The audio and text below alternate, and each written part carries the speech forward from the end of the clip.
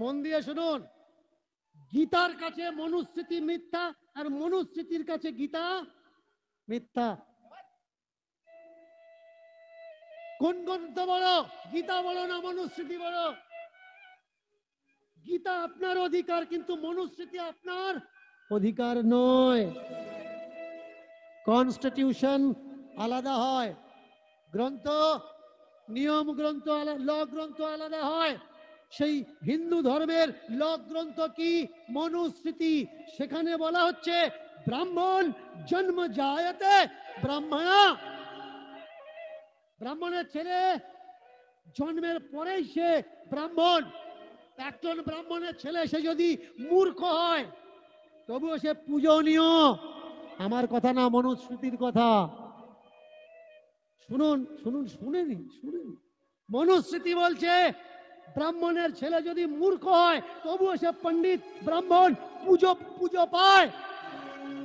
কিন্তু শূদ্র যদি পণ্ডিত হয় তবুও সে নমস্য না। গীতায় ভগবান বলছেন চতুর্বর্ণ আমার থেকে সৃষ্টি হয়েছে। ভালো করে মন দিয়ে শুনবেন, গীতায় ভগবান বলছেন চতুর্বর্ণ আমার থেকে সৃষ্টি হয়েছে, আর গুণ আর কর্মের দ্বারা আমি বিভাগ করি ব্রাহ্মণকে। ব্রাহ্মণ 6টা গুণে ব্রাহ্মণ হয়, 6টা কর্ম, 6টা ধর্মতে ব্রাহ্মণ হয়। সেই 6টা ধর্ম কর্ম কি? ব্রাহ্মণ পড়তে পারবে, পড়াতে পারবে, ব্রাহ্মণ পড়তে পারবে, পড়াতে পারবে, ব্রাহ্মণ যজ্ঞ করতে পারবে, যজ্ঞ করাতে পারবে, ব্রাহ্মণ বেদ পাঠ করতে পারবে, বেদ পাঠ করাতে পারবে। ক্ষত্রিয় কটা কর্মেতে ক্ষত্রিয় হয়? 3টে কর্মেতে ক্ষত্রিয় হয়। ক্ষত্রিয় পড়তে পারবে কিন্তু কাউকে পড়াতে পারবে না। ক্ষত্রিয় যজ্ঞ করতে পারবে কিন্তু যজ্ঞ করাতে পারবে না। ক্ষত্রিয় দান দিতে পারবে কিন্তু দান নিতে পারবে না। না ভাই, গীতা দানে মানুষ স্বর্গে যায় না, গীতা পড়লে মানুষ সত্যকে জানে। এর জন্য গীতা দান করার প্রয়োজন নেই, গীতা খুলে আগে পড়ো, ওর ভিতরে লেখা আছে।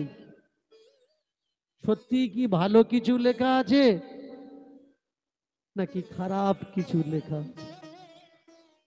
কষ্ট কোন জায়গায় লাগে জানেন? যারা নিজেরা ধর্ম ধর্ম করছে, ধর্মের তারা কিচ্ছু জানে না। আমি বড় ধার্মিক, গ্রন্থের নাম বলো পড়িনি, গ্রন্থের নাম বলো চোখে দেখিনি। তাহলে কে কে ধার্মিক? কে? যে তো সব রকম ধর্মগ্রন্থ পড়েছে, পাঠ করেছে, তবেই তো ধার্মিক। নাকি কিনে মাথায় করে বয়ে নিয়ে অন্যজনকে দিয়েছে ও ধার্মিক? গীতার একটা শ্লোক আমি আপনাদের শোনাচ্ছি, মিলিয়ে দেখে নেবেন। আজ পর্যন্ত যারা আমার বলা কথাগুলো গ্রন্থের সঙ্গে রেফারেন্স হিসেবে মিলিয়ে দেখে নিয়েছে তাদের জীবন পরিবর্তন হয়ে গেছে, আর যারা মিলিয়ে দেখতে পারেনি তাদের ভিতরে সংশয় সৃষ্টি হয়েছে। বাড়িতে যাবেন, গীতা খুলে দেখবেন 9ম অধ্যায়। মায়েরা, কত নম্বর অধ্যায় বললাম? 9 নম্বর অধ্যায়, 31 নম্বর শ্লোক। 9 নম্বর অধ্যায় 31 নম্বর শ্লোক। সেখানে বলা হচ্ছে নারী, শূদ্র আর বৈশ্য এরা পাপ জনি। খেয়াল করবেন, আমার কথা না, গীতার বাণী 9ম অধ্যায়ের 31 নম্বর শ্লোক। নারী পাপ জনি, শূদ্র পাপ জনি, বৈশ্য পাপ জনি। পাপ জনিকে যারা ধর্মকর্মে ব্রতী হওয়ার কোনো অধিকার যাদের নেই, তাদের বলা হয় পাপ জনি। চমৎকার বিষয়। এবার বলুন, সব থেকে বেশি ধর্মকর্ম করে কারা? আমাদের ঘরের মায়েরা, তাই তো? ঠাকুর ঘরে সব থেকে বেশি কে যায়? বারব্রত কারা বেশি করে, তীর্থে কারা বেশি ছুটে যায়, ঠাকুর ঠাকুর করে কান্নাকাটি কারা করে? আমার ঘরের মায়েরা করে। তাহলে গীতার নিয়ম অনুসারে যদি নারী পাপজনী হয়, তাহলে সেই নারী ধর্ম করে উদ্ধার তার কি করে হয়? কখনো হতে পারে না। শুধু তাই না, বৈশ্য পাপজনী। বৈশ্য কারা? যারা ব্যবসা বাণিজ্য করে, ইটের ব্যবসা করছে, বিড়ির ব্যবসা করছে, তামাকের ব্যবসা করছে, পারচুনের ব্যবসা করছে, হলদির ব্যবসা করছে, লঙ্কা শাক সবজির ব্যবসা করছে, মিষ্টির ব্যবসা করছে, কাপড় জামার দোকান করে বসেছে, এরা বৈশ্য। এরা কারা? পাপজনী। তাহলে আপনি যে দোকান করে উপরে একটা ছোট্ট মন্দির করে প্রদীপ জ্বালিয়ে দিয়ে প্রদীপ ঘোরাচ্ছেন, ঠাকুর মঙ্গল করো, তোমার প্রার্থনা তো ঠাকুর শুনবে না, তুমি তো পাপজনী ভাই। কষ্ট এই জায়গায়। আমাকে অনেকে বলে আপনি ধর্মকে নিন্দা করছেন। আমি ধর্মকে নিন্দা করছি না। আমাদের জন্য যেসব নিন্দাসূচক কথাগুলো ধর্মগ্রন্থের ভিতরে লেখা আছে, শুধু সেগুলো তুলে ধরছি ভাই। এই লেখাগুলো আমাদের জন্য নয়। আমাদের জন্য যদি হতো, তাহলে আমাদের ধর্মগ্রন্থ আমাদের জন্য খারাপ কথা কেন লেখা থাকবে? আমাদের জন্য ভালো কথা কেন লেখা থাকবে না? অনেক ব্রাহ্মণ আমার উপরে রাগ করে, আপনি ব্রাহ্মণদের সহ্য করতে পারেন না। না ভাই, এটা ভুল কথা। যদি কোনো ব্রাহ্মণ হরিবাসরে থেকে থাকেন, পণ্ডিত হরিবাসরে থেকে থাকেন, কীর্তনের সাউন্ডের আওয়াজ যত দূর যাচ্ছে, যদি এই আওয়াজ কারোর কর্ণে যায়, কোনো পণ্ডিত ব্রাহ্মণের কানে যায়, বলতে পারবেন এমন মন্ত্র আজও পর্যন্ত পৃথিবীতে আবিষ্কার হয়েছে বা কোনো ধর্মগ্রন্থে, কোনো শাস্ত্র গ্রন্থে আছে যে শূদ্রের জন্য এক ফোঁটা ঘি আগুনে ফেলে শূদ্রের মঙ্গল করা যায়? এরকম কোনো মন্ত্র নেই। আগুনে ঘি দিয়ে কি বলা হচ্ছে? ধনম দেহি যশম দেহি, কিন্তু শূদ্র ধন বৃদ্ধি ভব বলা হচ্ছে না। শূদ্র ধন বৃদ্ধি ভব বলা হচ্ছে না। কেন ভাই? আমরা যদি নীচ হলাম, আমরা যদি শূদ্র হলাম, আমরা আমাদের বাড়িতে যজ্ঞ করাচ্ছি, পূজার্চনা করাচ্ছি, তাহলে সেই পূজাতে, সেই যজ্ঞতে এমন কোনো মন্ত্র আমাদের জন্য নেই কেন যে আমাদের মঙ্গল হবে? যারা বলছে বাড়িতে পুজো করাও, পুজো করালে মঙ্গল হবে, ভাই পূজাতে তো তোমার অধিকার নেই। তাহলে যে পূজাতে তোমার অধিকার নেই, সেই পূজা তোমার মঙ্গল করে কি করে? এটা আমার কথা না, এটা ধর্ম গ্রন্থের কথা, এটা শাস্ত্র গ্রন্থের কথা। এইখানে আমার বিচার। আমি মানুষকে বলি, যেটা আমার ধর্মগ্রন্থ সেটা আমার মঙ্গলের কথা লেখা থাকবে, আর যেটা আমার ধর্মগ্রন্থ না সেটা আমার মঙ্গলের কথা লেখা থাকবে না। কোনো বইয়ে যদি লেখা থাকে অমুক মানুষের মঙ্গল হোক, অমুক মানুষের কল্যাণ হোক, অমুক মানুষের দরিদ্রতা দুঃখ যাক, অমুক মানুষের সংসারে শান্তি আসুক, তার মানে ওই বইটা অমুক মানুষের বই, তুমুক মানুষের বই না। ওই বইটা যদি আমার বই হতো, তাহলে আমার জন্য লেখা থাকতো আমার মঙ্গল হোক, আমার শান্তি ফিরে আসুক, আমার সুখ ফিরে আসুক, আমার ধন ফিরে আসুক, আমার সম্পত্তি ফিরে আসুক, আমার সোহাগ ফিরে আসুক। এটা বোঝা লাগবে ভাই। জ্ঞান আর বিশেষ জ্ঞান। একটা তীর্থ বাস্তব তীর্থ,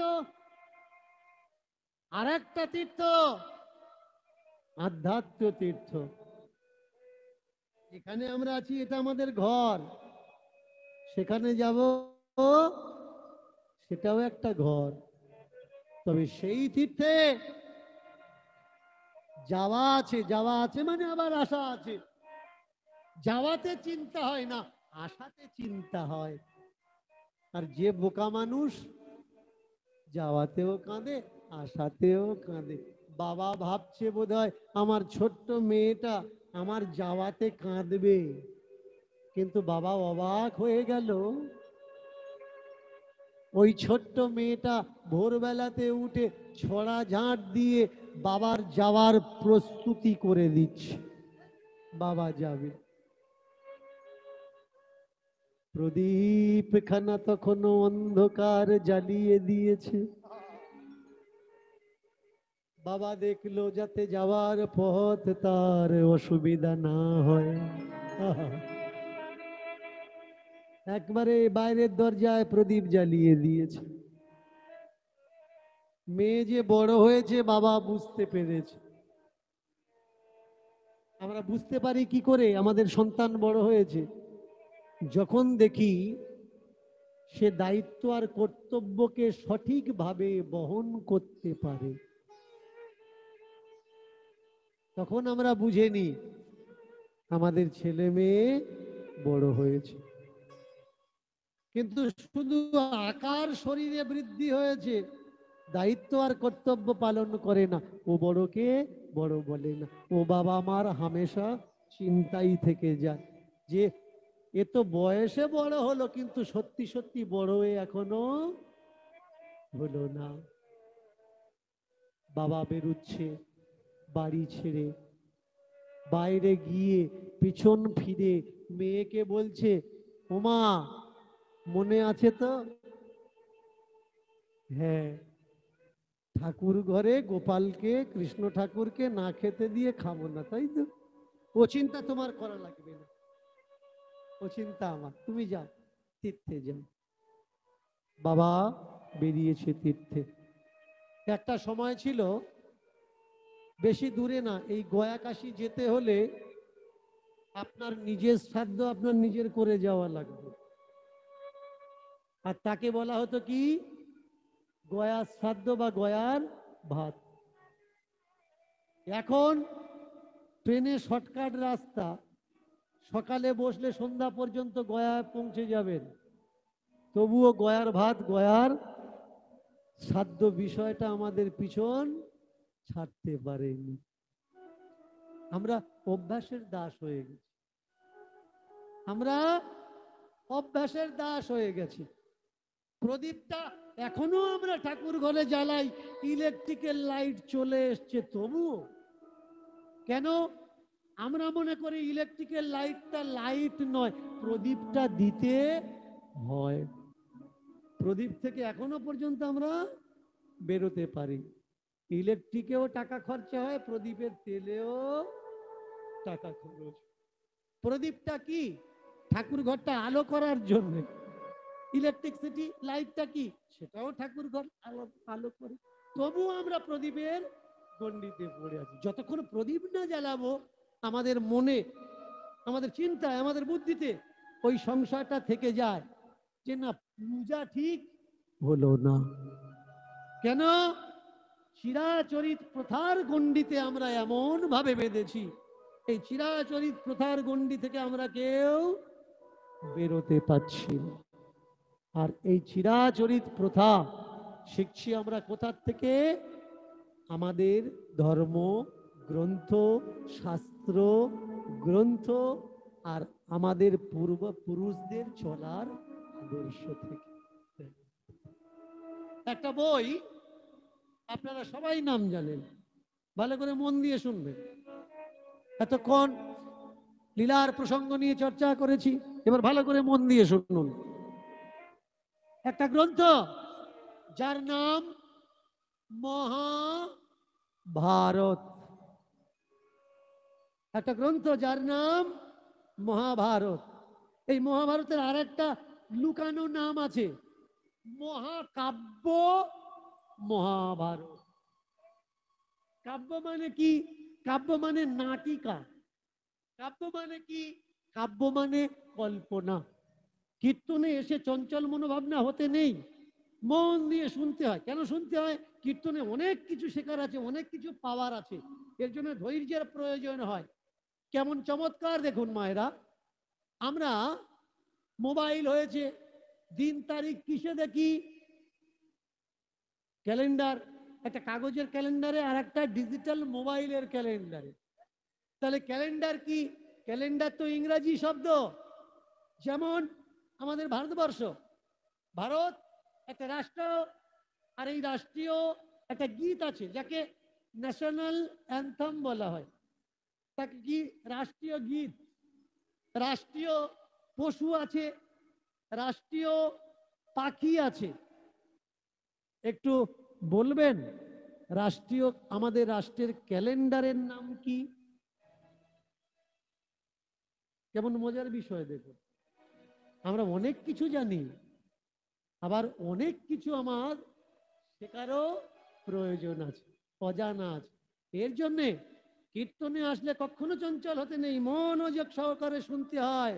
কারণ চঞ্চল হয়েছ তো তোমার পাওনার অনেক শব্দ, অনেক তথ্য, অনেক তত্ত্ব কোন সময় তুমি বঞ্চিত হয়ে যাবে তুমি বুঝতে পারবে না। তাহলে আমাদের রাষ্ট্রীয় ক্যালেন্ডারের নাম বলবো কি মায়েরা? বলবো নাকি পরে বলবো? প্রত্যেকটা জিনিস তার একটা নাম আছে, কিন্তু আমাদের জিনিসটা আমরা জানি না যে আমাদের জিনিসটা কোনটা। আমরা গল্প কথাকে ধর্মগ্রন্থ বলে মনে করেছি, তাই তো আমাদের জীবনটা ধার্মিক না হয়ে গল্পের মতো হয়ে গেছে। আমাদের জীবনে আমরা ধার্মিক কেন হতে পারিনি? কারণ ধর্মগ্রন্থকে আমরা না ধরে গল্প গ্রন্থকে ধরে আমরা আমাদের জীবনকে গল্প বানিয়ে দিয়েছি। সামনে পড়ে আছে একটা সত্য, সেই সত্যকে আমরা দেখতে পাই না, কিন্তু বেশ কিছু মানুষ মিথ্যার সত্যকে আমাদের দেখাচ্ছে আর আমরা সেই সত্যকে দেখে নিচ্ছি। যেমন একটা গল্প আপনারা এতদিন শুনে এসছেন, দ্রৌপদীর বস্ত্রহরণ লীলা শুনেছেন না? ভগবান শ্রীকৃষ্ণ হাত কেটে গেছিল আর দ্রৌপদী কাপড়ের আঁচল ছিঁড়ে ভগবান শ্রীকৃষ্ণের হাতে বেঁধে দিয়েছিলেন।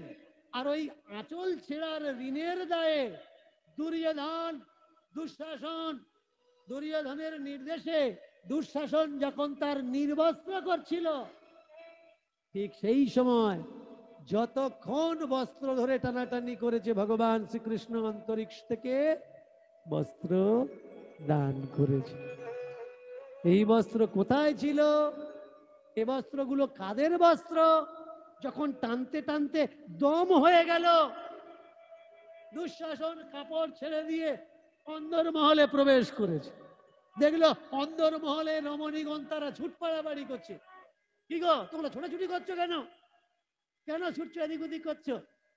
ঘরের মধ্যে ঢুকে দরজা দিয়ে তারা বলে উঠলো যে আমরা নির্বস্ত্র হয়ে গেছি, আমরা উলঙ্গ হয়ে গেছি, আমাদের শরীরে কাপড় নেই। কেন? এত বড় জঘন্য অপরাধ কাজ কে করেছে যে আমাদের রাজবাড়ি রমণীদের নির্বস্ত্র করেছে? বলে আর কেউ নয়, সেই মহান ব্যক্তি তুমি। দ্রৌপদীর যত কাপড় টেনেছ ওই কাপড়গুলো আর অন্য কাপড় দিয়ে ভগবান শ্রীকৃষ্ণ যোগায়নি, আমাদের কাপড়গুলো দিয়েই জুগিয়েছে। এ সত্যটা আপনারা জানেন, কিন্তু যে সত্যটা অনেকেই এতদিন নক করেনি, দেখেনি, মন দিয়ে শুনবেন, সেই সত্যকে আমি তুলে ধরছি। বলুন তো সাজা কার হয়? যে পাপ করে তার, নাকি তার ছেলে মেয়ের বউয়ের হয়? নিশ্চয়ই না। ভগবান একেবারে সুতো ধরে বিচার করে, যার যেমন কর্মফল তার তেমন প্রাপ্তি দেয়। তাহলে দুঃশাসন অন্যায় করছে, কাপড় দুঃশাসনের বইয়ের খুলবে কেন? কাপড় কার খোলার দরকার? দুঃশাসনের খোলার দরকার। দুঃশাসন কাপড় ধরে টানছে, অকৃতজ্ঞ ধৃতরাষ্ট্র মাথাটা নিচু করে বসে আছে রাজ সিংহাসন গদিতে, কাপড় তো আগে তার খোলার দরকার। যে তাদের হাতে শক্তি থাকতেও সম্মুখে তাদের ঘরের রমণী উলঙ্গ হচ্ছে, আর তাদের কাপড়টা তাদের আছে, অন্দরমহলে যারা আছে তারা নঙ্গা হয়ে যাচ্ছে। তাহলে এই জায়গায় কৃষ্ণের বিচারে ভুল হয়ে গেল নাকি? কেউ যদি প্রশ্ন করে যে ওহে ভগবান কৃষ্ণ, অপরাধ করল দুঃশাসন আর সাজা পেল অন্দরমহলের স্ত্রীগণ, কেন? ওরা তো কোনো অপরাধ করেনি। এইবার যদি যুক্তি অনুপাতে বলা যায় যে তোমার স্বামী যদি কৃষ্ণ বিদ্বেষী হয়, তাহলে তোমার শক্ত করে দড়ি দিয়ে সুতো দিয়ে কাপড় পরার দরকার। কারণ স্বামী যদি অন্যায় করে, কৃষ্ণ কোন সময় তোমার কাপড় খুলে নেবে কোনো গ্যারান্টি নেই। আগে বুঝতে হবে বিষয়গুলো, যে গল্প আর গাল গল্প, গল্প কি তার একটা নিমা সীমা আছে, আর গাল গল্প কি তার কোনো নিমা সীমা নেই। এই সব কথাগুলো দাঁড়িয়ে যখন আমি হরিবাসরে বলি, আমাকে অনেকে বলে ও ধর্ম বিরুদ্ধাচরণ করছে, ধর্মগ্রন্থ মানে না। না ভাই, আমি শুধু প্রশ্ন চিহ্ন তুলছি। সাজা পাওয়ার দরকার, দুঃশাসনের সাজা কেন পাবে অন্দরমহলের মেয়েরা যারা কোনো অন্যায় করেনি? সাজা পাওয়ার দরকার ধৃতরাষ্ট্র, পিতামহ ভীষ্ম, রতি মহারথীদের, রাজপ্রাসাদের সদস্যগণের। তারা সাদা না পেয়ে সাজা পেল কারা? লাজুক ভরা চঞ্চলা অন্দরমহলের রমণীগণ। এ তো বিচার ভগবান ঠিক করলো না। তাহলে বোঝা লাগবে যে এ গল্প কেন তুলে ধরা হলো। এ গল্প কেন তুলে ধরা হলো? গল্পের পিছনের ইতিহাস কি? ইতিহাস, ইতিহাস্য আর ইতিহাস, হিস্ট্রি মানে কিন্তু ইতিহাস নয়। হিস্ট্রি মানে এভিডেন্স আছে যা ছিল, আর ইতিহাস মানে হাস্যকর যে ইতিহাস আমরা জানি এই ইতিহাস সত্য না। আর যেটা সত্য ইতিহাস সেটা আমাদের জানানো হয়নি। যদি মনে করেন মহাভারত মানেন, তাহলে বিবাহ কখন হওয়ার দরকার? যদি মনে করেন রামায়ণ মানেন, তাহলে বিবাহ কখন হওয়ার দরকার? দ্রৌপদীর বিবাহ কখন হয়েছে? রাত্রিবেলা নয়, দিনের বেলা। কখন হয়েছে? দিনের বেলা। অম্বা, অম্বিকা, অম্বালিকা বিয়ে কখন হয়েছে? রাত্রিবেলা নয়, বিয়ে হয়েছে দিনের বেলা। তাহলে আমাদের ধর্মগ্রন্থে, শাস্ত্র গ্রন্থে বিয়ে কখন হচ্ছে? দিনের বেলা। আর বাস্তবে আমাদের বিয়ে কখন হচ্ছে? রাত্রিবেলা। কেন? এই জায়গায় বোঝা লাগবে বিয়ের কয়েকটা ধারাবাহিকতা আছে। বিয়ে একটা বিয়ে না, একাধিক বিয়ে। তার ভিতরে একটা বিয়ে আছে যার নাম পৈশাচিক বিয়ে, ভূত পিশাচের বিয়ে। দিনের বেলায় যখন কখনো কখনো বর্ষা হয় আর রোদ্দুর ওঠে, দিদিমা ঠাম্মারা কি বলে? শেয়ালের বিয়ে হচ্ছে। রাতে কাদের বিয়ে হয়? ভূত পেতের বিয়ে হয়, পিশাচ বিবাহ বলে যায়। এবার বলুন, যারা যারা বিয়ে করেছেন দিনের বেলায় করেছেন না রাতের বেলায় করেছেন? তাহলে আপনারা কারা, আমরা কারা? আগে বোঝা লাগবে সত্য কোনটা আর মিথ্যা কোনটা। দেখাতে পারবেন দ্রৌপদীর বিবাহতে কোনো ব্রাহ্মণ লেগেছে? কিসে বিবাহ হয়েছে? পণ ছিল, পণে বিবাহ হয়েছে। রামের বিবাহ কিসে, সীতের বিবাহ কিসে হয়েছে? পণ ছিল, পণে হয়েছে, ধনুর ভাঙা পণ। দেখাতে পারবেন না অম্বা, অম্বিকা, অম্বালিকা, কুন্তি, গান্ধারী এদের বিয়ে হয়েছে কোনো ব্রাহ্মণের প্রয়োজন হয়েছে? আবার আমাকে বলবেন না ভুল অর্থ করে যে দীনকৃষ্ণ ঠাকুর আপনি ব্রাহ্মণদের নিন্দা করছেন। আমি নিন্দা করছি না, ধর্মগ্রন্থের সত্যগুলো শুধু যাচাই করতে বলছি। মহাভারত যদি আমার ভারতের ইতিহাস হয়, মহাভারত যদি আমাদের ভারতের ইতিহাস হয়, মহাভারতের বিয়ে কিভাবে হয়েছে? স্বয়ম্বর। মেয়ের বাবা ছেলেদের নিমন্ত্রণ করবে, আর তারা লাইন ধরে বসে থাকবে, আর মেয়ে একটা বরমাল্য নিয়ে যাকে পছন্দ তার গলায় মালা দেবে। যিনি শিবের বউ, কিভাবে করেছে বিয়ে? পছন্দ করে বিয়ে করেছে। দেবতাদের নিমন্ত্রণ করেছে, কিন্তু তার পছন্দ কে ছিল? শিব। শিবের নিমন্ত্রণ হয়নি, কিন্তু রাজা দক্ষ খড়কুটির মূর্তি তৈরি করে একেবারে রাজপ্রাসাদের বাইরে রেখে দিয়েছে। খুঁজছে মালা নিয়ে দক্ষের কন্যা, খুঁজে পাচ্ছে না তার পছন্দ মতো বর। কাকে খুঁজছো? বর খুঁজছি। কোন বর খুঁজছো? এতগুলো দেবতা আছে, তুমি দেখতে পাচ্ছ না? না, যে বর আমার বর, আমার বর দেখতে পাচ্ছি না। বর মানে কি? বর মানে আশীর্বাদ। আর আশীর্বাদ সবারটা এক হয় না, আলাদা আলাদাই হয়। এই যে এতগুলো বর, এগুলো আমার বর নয়, আমার বর আলাদা, তাই আমি তাকে শিবকে খুঁজছ। শিব তো ভিতরে নেই, শিব বাইরে আছে। ভালো করে খেয়াল করবেন, আমরা তত্ত্ব করি না, বুঝতে হবে। দক্ষ, দক্ষকে যার ঠিক আছে লক্ষ্য, তিনি হচ্ছেন দক্ষ। দক্ষকে যা স্থির আছে লক্ষ্য, তিনি হচ্ছেন দক্ষ। দক্ষ তার মেয়েকে কি বলছে? শিব কোথায়? শিব ভিতরে নেই, শিব বাইরে আছে। শিবকে যদি পেতে চাও প্রতিরূপে, ভিতরে খুঁজলে শিব পাবে না, বাইরে চলে যাও।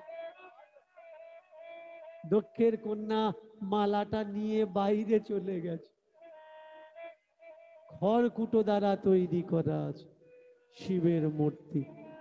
এই জায়গায় খেয়াল করবেন মায়েরা, চকচকে ঝকঝকে দেখে স্বামী আর রোগা পচকা স্বামী সবই এক। খড়কুটিতে যদি সতী মালা দেয়, খড়কুটি সুস্থ সবল হয়ে যায়,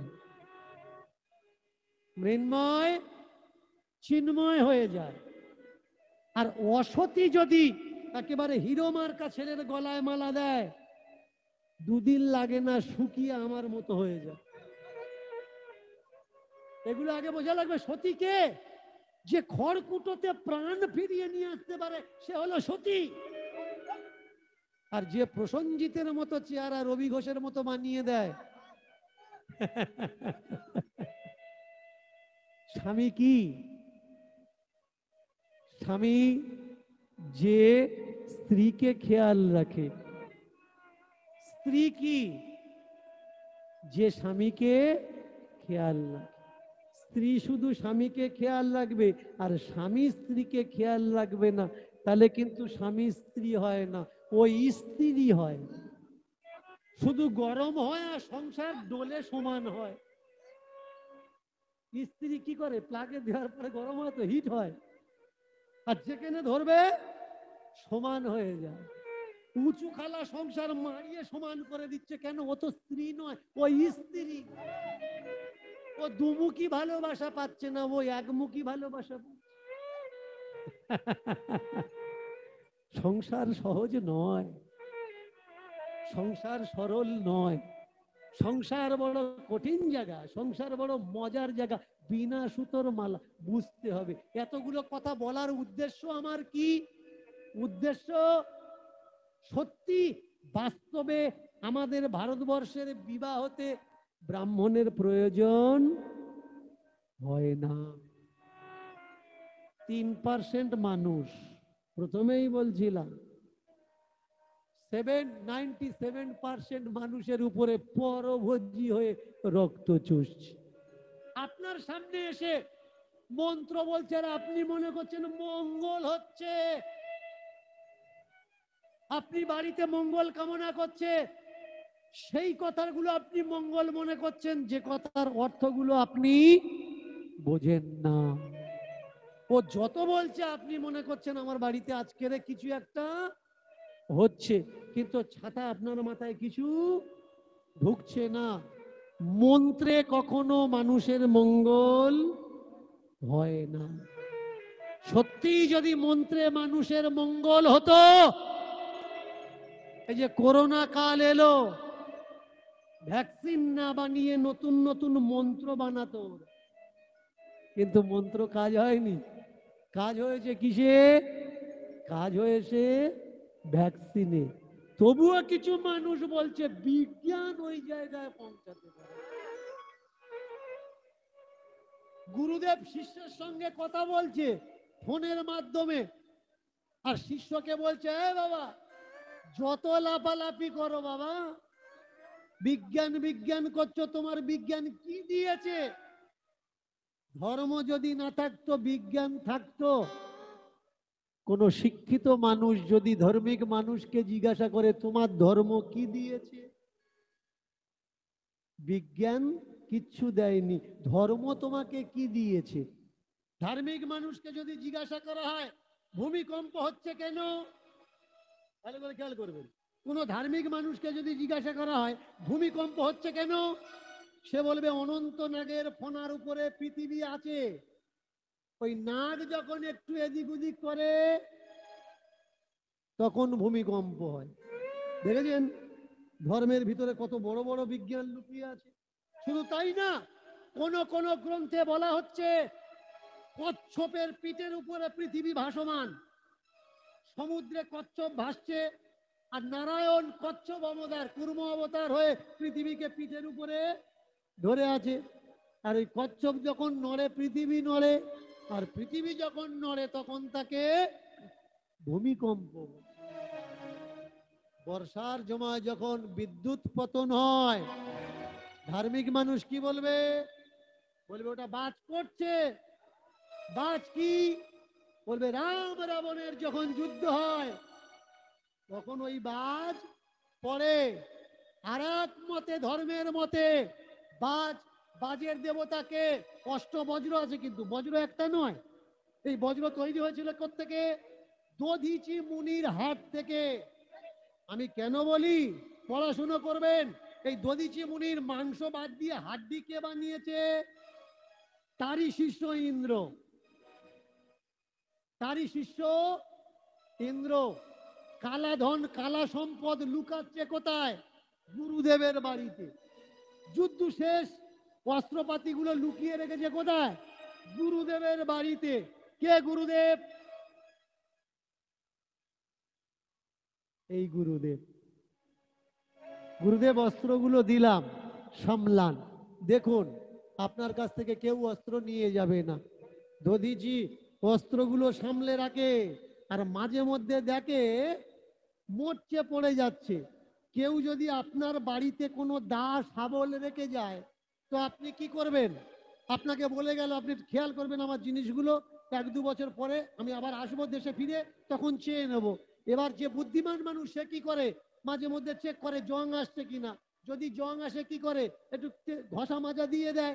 তা দধিচি করেছে কি, যন্ত্রপাতিগুলো তার জিম্মায়, অস্ত্রপাতিগুলো তার জিম্মায়, মাঝে মাঝে দেখছে মরচে ধরে যাচ্ছে, পরে কি ঘষা টসা দেয়, ধুয়ে ধুয়ে রাখে। এখন যতবার ধুতে যায় যাকে জলের ভিতরে কোনো তরল পদার্থ বেরিয়ে যাচ্ছে। এইবার এইবার ওই তরল পদার্থগুলো দধিচি করে কি, ফেলে না দিয়ে নিজে পান করে নেয়। এইভাবে করতে করতে যখন ইন্দ্রের অস্ত্র দরকার হলো, এসে বললে গুরুদেব আমাদের সেই সব অস্ত্রগুলো কই দিন, এখন দানবেরা স্বর্গরাজ্য আক্রমণ করেছে, যুদ্ধ করতে হবে। ওমা, অস্ত্রগুলো গিয়ে দেখে সর্বনাশ হয়ে গেছে। ও আর লড়ার কন্ডিশন নেই। একটু এদিক ওদিক ঘা লাগলে নিজের অস্ত্রে নিজে কি সর্বনাশ করেছেন গুরুদেব, কি সর্বনাশ করেছেন। অস্ত্রের তো কোনো প্রাণ নেই, কোনো শক্তি নেই। বলে শক্তি মানে এই অস্ত্র এরকম হলো কি করে? বাবা আমি মাঝে মধ্যে ধুয়ে রাখতাম। বলে ধুয়ে ওই জলের সঙ্গেই তো এর শক্তি বেরিয়ে গেছে। বলে না না না না, শক্তি আমি বেরোতে দিইনি, ওই অস্ত্রের শক্তি আমি গ্রহণ করেছি, পান করেছি। বলে গুরুদেব তাহলে এখন উপায়, আপনাকে প্রাণ বিসর্জন দিতে হবে। আর এই যুদ্ধে আপনার অস্থি দ্বারা তৈরি হবে বজ্র, যুদ্ধের অস্ত্র। গুরু হয়ে দধিচি যে ত্যাগ দিয়েছিলেন, তাই সেই ত্যাগের নাম হচ্ছে দধিচির ত্যাগ। আর এই দধিচির পা থেকে মাথা পর্যন্ত কটা বজ্র তৈরি হয়? 8টা বজ্র তৈরি হয়, অষ্টবজ্র। আর এই অষ্টবজ্রের পিঠের মেরুদণ্ডের যে হাড় আর এই পিঠের বুকের যে খাঁচা, এটা কার হাতে ছিল? ইন্দ্রের হাতে। আর এই যে উপর থেকে বাজটা পড়ছে, এই বাজ কার? ইন্দ্রের মারা বাজ।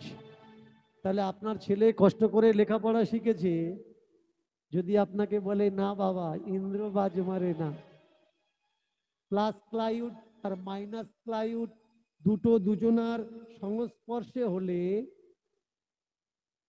তড়িতের উৎপন্ন হয়, আর ওই বিদ্যুৎ ঝলক আমরা আকাশে দেখতে পাই। তাহলে তো বিজ্ঞান আর ধর্মগ্রন্থের প্রমাণ দুটো খুঁজে পাচ্ছি না ভাই। তাহলে কোন দিকে আমরা যাব? কোন দিকে আমরা পোক করব? কোন দিকটা আমাদের দিশা হবে? কোন দিকটা আমাদের পথ হবে? ধর্ম নাকি বিজ্ঞান? কোন দিকটা আমাদের পথ হওয়ার দরকার? শিক্ষা নাকি দীক্ষা? কোন দিকটা আমাদের পথ হওয়ার দরকার? স্কুল, কলেজ নাকি মন্দির? যারা কদিন আগে বলছিল মন্দিরে গেলে ডাক্তারখানায় যাওয়ার প্রয়োজন নেই, তারা নিজেরা এখন অসুস্থ হয়ে ডাক্তারখানায় শুয়ে আছে, মন্দিরে একবারও যাচ্ছেন। সত্য কোনটা? সত্য যারা জানে তারা কলমকে নিল, আর তোমার আর আমার হাতে কেতাব তুলে দিল। গীতা বয়ে বেড়া, মরার পরে স্বর্গে যাবি। আপনি, আমি, আমার ঘরের ছেলে মেয়ে, বাবা মারা কীর্তনিয়া কীর্তন করতে এসেছে, ঠিক এতটা একটা চামর, হাতের দিকে খেয়াল করবেন, এতটুকু একটি কাঠ, গোলাপি বা লাল রং করা, আর তার মাথায় সামান্য কটা পাটের চুল বাঁধা, এইরকম একটা চামর আর একটা টাকা নিয়ে মাথায় করে কষ্ট করে দাঁড়িয়ে আছে, তোমার হাতে দেবো, আমি স্বর্গে যাব। দেখেছেন আমরা কোন জায়গায় এসে দাঁড়িয়েছি? চলে গেছে বাবা তীর্থের উদ্দেশ্যে,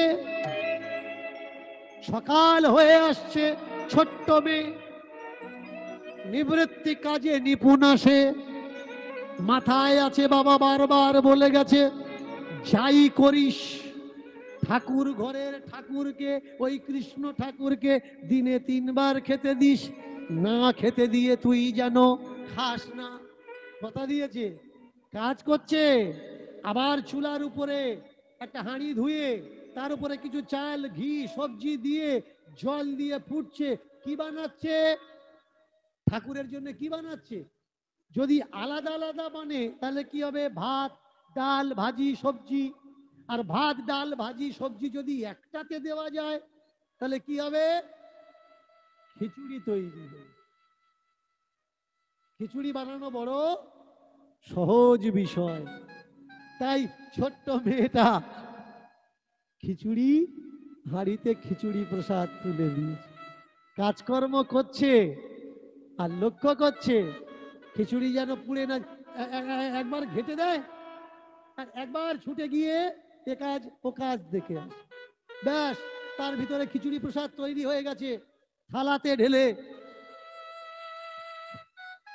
হরি হরি বল, হরি হরি বল। ডিবেট করতে চান সামনাসামনি ক্যামেরায় আসুন। তাহলে হরি বল, হরি বল। খিচুড়ি প্রসাদটা তৈরি করছে আর অন্যান্য কাজের দিকে লক্ষ্য দিচ্ছে।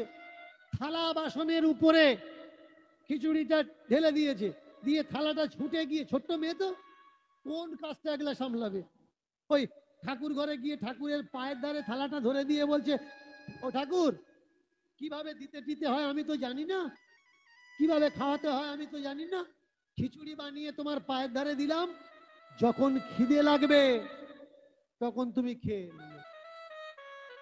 দেখেছেন ভক্তি কাকে বলে? এই ভক্তিটা কোন ভক্তি? ভাব রহিত ভক্তি। ভাবের ঘরে অনেক ভুল হয়, কিন্তু ভাবের ঘরে কোনো ভুলকে ধরা হয় না। ভাব রহিত ভক্তি। থালাতে খিচুড়ি প্রসাদ দিয়ে থালাটা ধরে দিয়েছে ঠাকুরের পায়ে, ঠাকুরের পায়ে ধরে দিয়ে বললে, ও ঠাকুর, যখন খিদে পাবে তখন খেয়ে নিও। এ কাজ ও কাজ করতে করতে দুপুর হয়ে গেল। ঠাকুর ঘরে ঢুকে উঁকি মেরে দেখছে, যেরকম খিচুড়ি সেরকম ও সব খাবে কত? সকালেরটা পড়ে আছে, তাহলে দুপুরেরটা আবার কি হবে? দুপুরেরটা যদি দিয়ে, ও তো আবার নষ্ট হবে। তুমি ভেবেছো এটা খাবে না, আর একটা করে দেবো, এটা খাও, তারপরে দুপুরেরটা আমি করবো, আর এটা যতক্ষণ না খাবে দুপুরেরটা হবে। দুপুর গড়িয়ে গেল, বিকাল গড়িয়ে গেছে, সন্ধ্যা কাছাকাছি এসেছে। ঠাকুর ঘরে কাজকর্ম করছে, ঠাকুর ঘরে ঢুকে দেখে সর্বনাশ, সেই সকালের খিচুড়ি এখনো এখনো তুমি খাওনি। ও, তোমাকে দিয়ে চলে গেছি তাই তুমি খাওনি। নাও, আর রাগ করা লাগবে না, তোমার কাছে বসেছি, নাও তুমি খিচুড়ি খাও। দেখুন ভাব রহিত ভক্তি কাকে বলা হয়? সম্পূর্ণ মিথ্যা। তারপরেও ভক্তির ভিতরে যে ভাব অনুভব হয়, এটা বোধ হয় সত্য, মনে হয় আমার সঙ্গে হচ্ছে, অনুভূতিতে হয়। ভাব রহিত ভক্তি। বসেছে ঠাকুরের কাছে, কাছে বসিনি তাই সকাল থেকে অভিমান করে খাওনি, নাও নাও খাও। সন্ধ্যা হয়ে এসেছে, সন্ধ্যের পরেও তো আমার আবার জোগাড় করতে হবে, নাও খাও। ও বাবা চন্দন দেয়, ফুল দেয়, কত কি দেয়, আমি দিইনি তাই তুমি খাওনি, নাও নাও। এই চন্দন দিয়ে দিলাম, এই ফুল দিয়ে দিলাম, এই দূর্বা দিয়ে দিলাম, এই তোমার গলায় মালা দিলাম, তোমার কপাল সাজিয়ে দিলাম, নাও এবার তুমি খাও। ঠাকুর খায়? ঠাকুর যে খায় না, এ ছোট্ট মেয়েটা কেমন?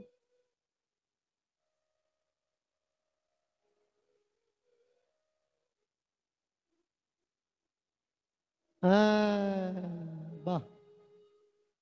চতুর্বর্ণ মায়া সৃষ্টম গুণ কর্ম বিভাগস্য। বইতে লেখা আছে, বাস্তবে নেই। শুনুন, ও তো আজকের বাবা সাহেব অধিকার দিয়েছে বলেই পড়ছে। শূদ্রের গ্রন্থের ধারে বাড়ে আসা নিষেধ ছিল ভাই। আজকে যারা লেখাপড়া শিখছে, অনেকে বাবা সাহেবকে জানে না, কেই বাবা সাহেব। তৎকালীন সময়ে গোটা বিশ্বের ভিতরে 10 জন শিক্ষিত মানুষের একজন শিক্ষিত মানুষ। তাহলে স্বীকার করতে পারবেন বাবা সাহেব ব্রাহ্মণ ছিলেন? পারবেন না। ব্রাহ্মণের জামাই হিসাবে বাবা সাহেবকে স্বীকার করতে পারবেন, কিন্তু বাবা সাহেবকে ব্রাহ্মণ হিসাবে স্বীকার করতে পারবেন।